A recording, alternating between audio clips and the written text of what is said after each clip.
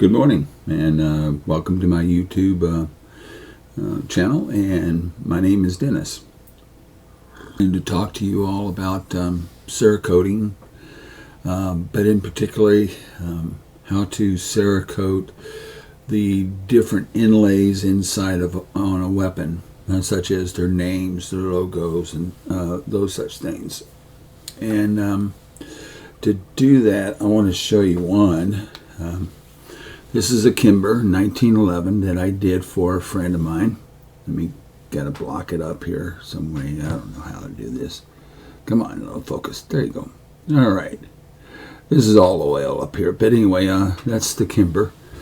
I just unwrapped it from my because I was going to send it to him, and I put it in oil paper. It's an old thing that we do, but anyway. How did I do that? That's in that's in Cerakote. And as you can see, it has a black graphite slide, and it has a Coyote tan frame. Okay, and that's all done in Cerakote.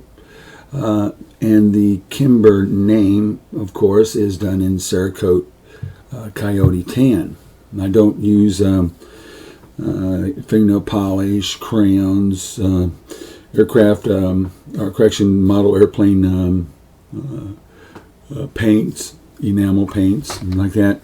Although the model airplane paints, I have to say something about that. That's enamel, and if it's done right, it can be really nice and it can last a long time. But the other ones, as soon as you use something like some of the cleaners I have here, the CPL, you use the Hoppies or whatever else, and cleaners and Gonzilla, whatever. If you use those eventually wear and wash and clean those other colors away, and you'll end up redoing it. But if you do it in Cerakote, it's there. So anyway, that's what I did with it. But how did I do it? Now, Cerakote's a very tricky little material to work with, okay? First of all, you take your Cerakote and you do the weapon in its entirety, and you follow the instructions on it. The instructions are pretty explicit in the training manual that they give you with it, but they don't tell you some things that I just want to touch base real quick with it. Kill two birds, one stone. One thing is, when you're prepping the metal for Cerakoting, you want to make sure the temperature, outside temperature, is nice and warm and comfortable.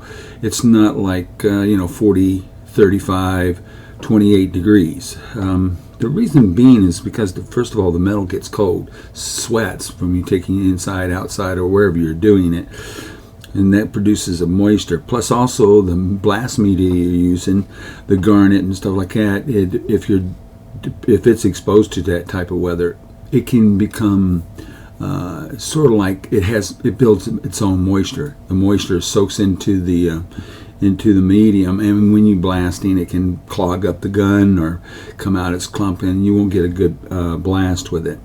So that's very important. Plus also, when you painting a cold weapon that's like 28 degrees or something like that, if you're doing all this stuff in that kind of environment, it's not very conducive to a nice job, okay, when you're spray painting it. The other thing is very important is to examine how you're going to hang the item after you've blasted it, you've gassed it out, you got all the oils out of it with the cleaning agents, and you're ready to actually paint it. How it's going to hang. And what you should do is, of course, always wear nitrate gloves to handle it, so that you don't get your own oils, and that's in the book. And you do the hardest parts first. Look at the piece you're doing and find the hardest parts first. Hold the item the way you need to, and go ahead and paint it, and paint those hardest areas first. Pay attention not to overspray and cause runs. At a distance, you don't want to be right next to it, because you'll make runs. And so anyway, but take that in consideration of how you're actually holding it. And then how you're going to hang it when you're done. Because once you let go of it with your gloves, and you're never going to touch it again, because once you start the rest of the paint, you can never touch a Cerakoted item. Okay, can't touch it until after it's baked. So you have to have the wire that you're going to hang it by has to be done in a certain way. So pay attention to that very closely. Never touch the weapon once it's Cerakoted, because if you do, start over. All right, back to doing inlays, logos, and things like that into your weapon. The way I do it is I pay attention to this part of the book. Okay, come on, focus. It won't focus, will it? Nope. Are you going to focus? Well, anyway, if it did, you would see that it has up here matte finish, and it would say other things in there. Come on. There you go. Matte finish, satin finish, semi-gloss, and it gives you a ratio of mixture. And that's also down here too. For as rifle, pistols, how much you're going to use. But we're not worried about that part down here. We're worried about this up here. 16:1. My weapon is done in matte finish, which is a 24:1. And if it's done in a 24:1, then I want my logo to be at 16 or greater, or less rather, ratio. So it's really very shiny and it pops. Okay? Understand this, it's so thin in line, it's not going to be like I'm doing the whole weapon, and the whole weapon's going to be glossy and everything else. It's just the little logos. It's just the thin lines that are going to be showing through. So that's what you're going for. Okay. Talk about Cerakote. When you use 18:1 of Cerakote, it's the consistency is pretty thick. And when you get down to the lower ones, 16:1 or around there, you find that the consistency is more like water. Okay, and that's important to remember, because once you've done that 16:1, and the way I do it is I take a plastic container, a lid, and this one happens to have a little, seal in the top part of it, and I'll pop it out so that I have nothing but plastic. The Cerakote doesn't stick to the plastic when I clean up unless you heat it to 170 degrees, and I don't think this would survive it. But anyway, I use this. I use a skewer for making kebabs. It's made out of bamboo wood, and it's got a sharp point on it, on the tip, and I like that because it allows me to use that sharp tip to get to where I need to get. Okay, I take a little bit of this and I put a few drops in here where it fills up about 1/3 of the bottom of this. Okay, about 1/3, and then I take my hardener and I add it appropriately to make the 16:1 ratio. And you can gauge that. You can really look at it. Human beings have that ability, so do it. But anyway, and then you mix it. Once you have it mixed nice, and then you'll notice that when you pull it up, no drops will form on the skewer. It'll be like water almost, not quite, but almost. In other words, so it'll be nice and runny, and you mix it in really good. And once I mix it up good, what I do is I take the Cerakote with the skewer, and I take the Cerakote with the skewer, and I go ahead and I start dabbing it and inlaying it, dabbing it and inlay it into the bottom of these grooves of the inlay logo, whatever it is. Once I've done that, and I made sure that the Cerakote is all the way to the bottom of it, then I start filling it in. And actually I'm going to fill it in, and I'm going to have it, it's going to be smeared everywhere. Don't worry about that.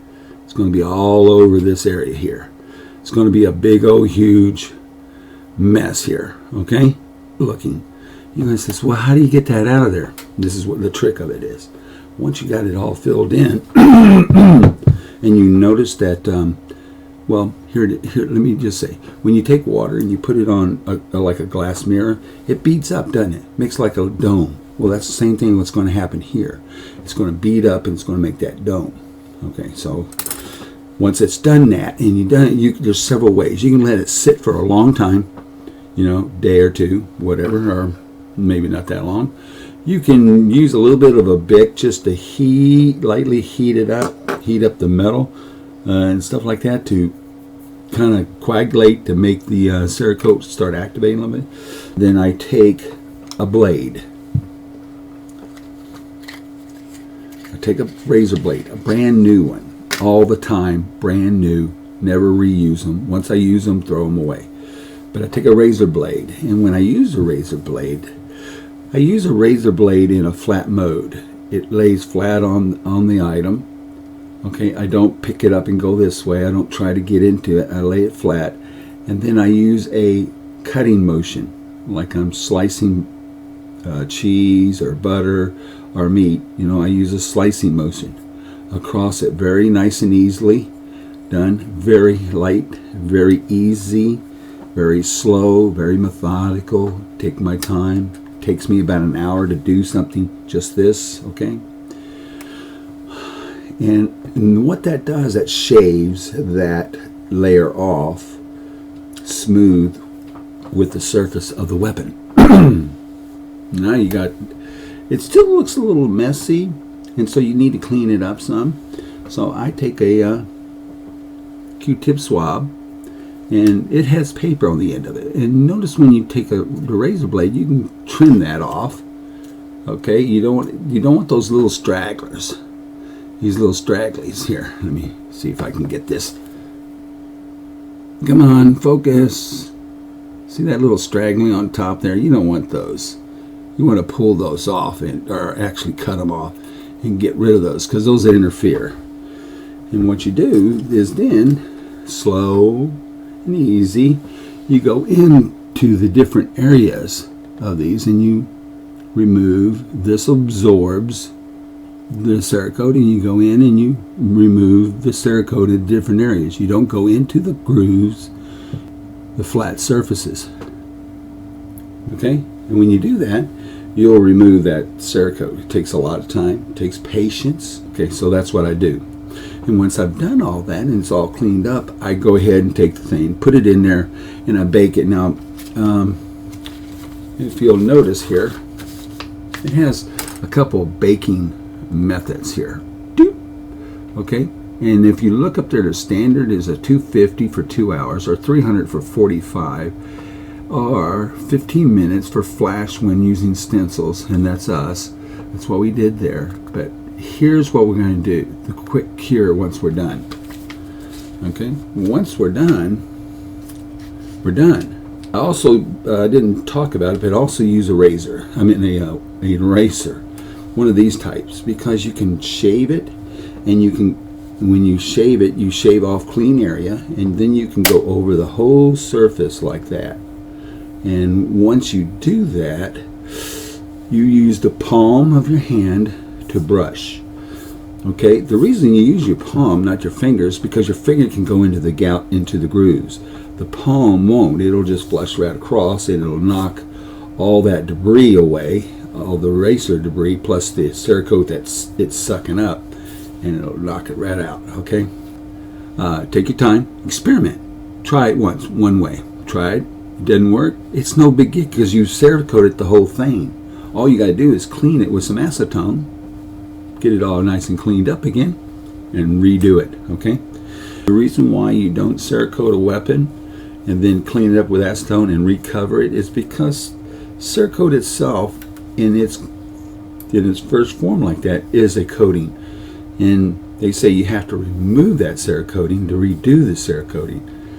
The same principle will apply to this, but because it's so small and the areas are so thin and stuff of this nature, and the cuts have ridges in them already, once you clean them out and got it all clean and everything else with like acetone or whatever else, and all that's in there is the original Cerakoting thing, don't worry about it. It'll stay forever.